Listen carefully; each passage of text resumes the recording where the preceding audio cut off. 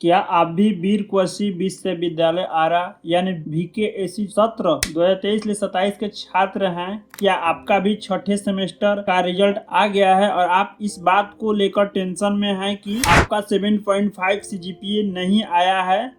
कुछ ही देर पहले जब नया नोटिफिकेशन वायरल हुआ था तो व्हाट्सएप ग्रुप में हड़कंप मच गया था। बहुत सारे छात्र छात्राएं परेशान होने लगी और परेशान हो गए हैं और बहुत सारे छात्र छात्राएं कि अगर हमारा 7.5 CGPA नहीं आया है तो क्या हमें आगे एडमिशन नहीं मिलेगा? क्या लड़कियों को मिलने वाला है 50,000 रुपए स्कॉलरशिप डूब जाएगा?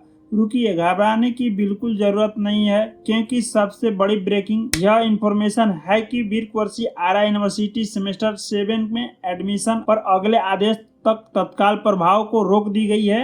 जी हां, आपने सही सुना। रिजल्ट आने के बाद यूनिवर्सिटी में छात्रों द्वारा प्रदर्शन किया गया। नमस्कार दोस्तों, स्वागत है आपके अपने चैनल अभिनव इन्फो पर। मैं हूं अभिनव और आज के मैं इस वीडियो में आपके सारे डाउट खत्म करने वाला हूं। CGPA क्या है, CGPA क्या होता, 7.50 से कम नंबर वालों का भविष्य क्या है, और सबसे जरूरी बात, अगर आप 3 सालों में पढ़ाई छोड़ते हैं तो डिग्री कैसे मिलेगी। वीडियो को बिना स्किप किए अंत तक जरूर देखें, क्योंकि आधा अधूरा जानकारी हमेशा के लिए नुकसानदायक होता है। तो चलिए शुरू करते हैं। वीडियो शुरू करने से पहले अगर आप इस चैनल पर नए हैं तो इस चैनल को सब्सक्राइब कर दीजिए। एडमिशन पर रोक क्यों लगी? दोस्तों, पिछले कुछ दिनों से वीर कुंवर आरा यूनिवर्सिटी के कॉलेजों में 7वें यानी 7वें सेमेस्टर का एडमिशन शुरू होने की बातें चल रही थी, लेकिन एक नोटिस जारी किया गया था कि जिसमें कहा गया था कि सेमेस्टर 7 में एडमिशन के लिए छात्रों का 7.5 CGPA लाना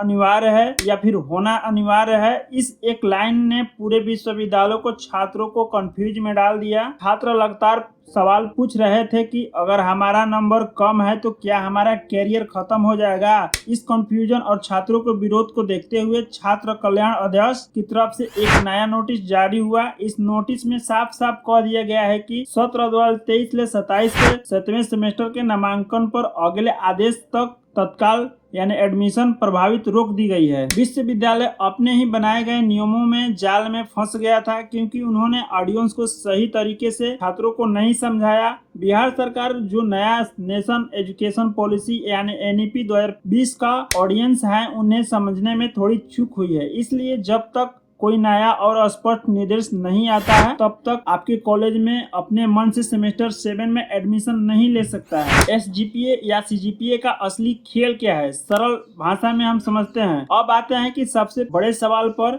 जिसने आप भी सबकी रातों की नींद उड़ गया था यानी उड़ गई थी। आखिर SGPA या CGPA क्या है और आपका 7.5 का आंकड़ा कैसे तय होगा? इसे बिल्कुल सरल भाषा में समझिए।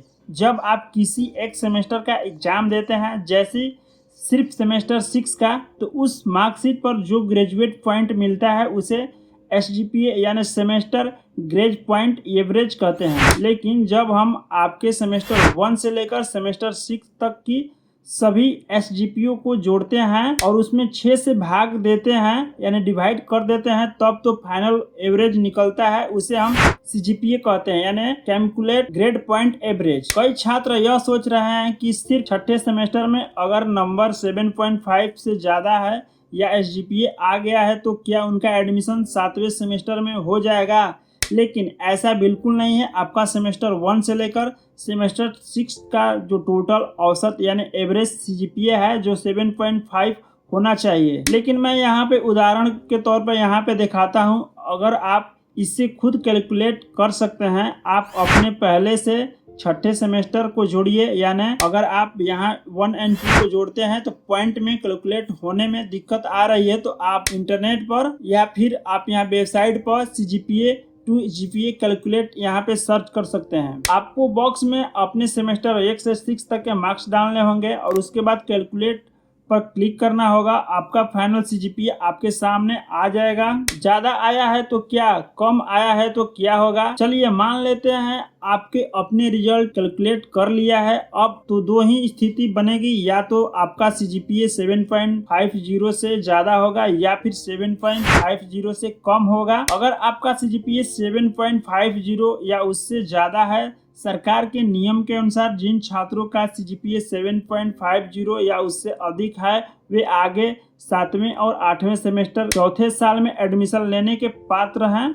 अगर आप यह 4 साल का कोर्स पूरा करते हैं तो आपको UG degree honours with research की डिग्री।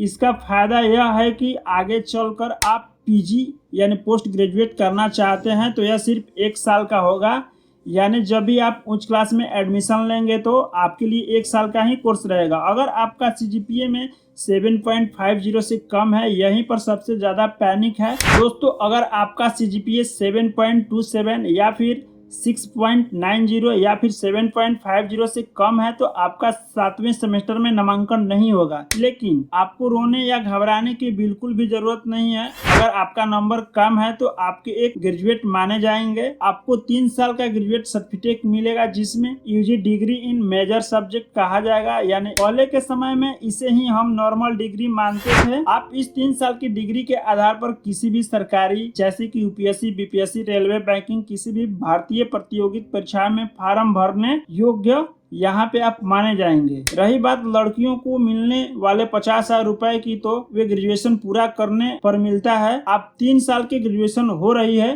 तो आपको वे स्कॉलरशिप जरूर मिलेगी। इसके लिए किसी भी अफवाह या फिर बातों पर ध्यान नहीं देना है। अब बात करते हैं आपको 3 साल की डिग्री कैसे मिलेगी। अब उन छात्रों की बातें हैं जिन्होंने 3 साल के बाद पढ़ाई छोड़नी है या अन्य किसी या जिनका 7.5 से कम नंबर आया है और वो भी अपनी डिग्री लेना चाहते हैं, तो विश्वविद्यालय ने इसके लिए भी एक साफ नियम तय किया है। अगर आपको 3 साल वाली डिग्री चाहिए तो आपको यह आसान की प्रक्रिया फॉलो करनी होगी। सबसे पहले आपको अपने कॉलेज में जाना होगा जहां आपका एडमिशन है। दूसरा में वहां जाकर आपको कॉलेज छोड़ने यानी क्विट करने वाले एक फॉर्म भरना होगा या फिर एक एप्लीकेशन लिखनी होगी। और में उस एप्लीकेशन के साथ आपको अपने सेमेस्टर 1 से लेकर सेमेस्टर 6 तक की सभी एडमिट कार्ड, मार्कशीट, जातीय निवास प्रमाण पत्र लगाने होंगे।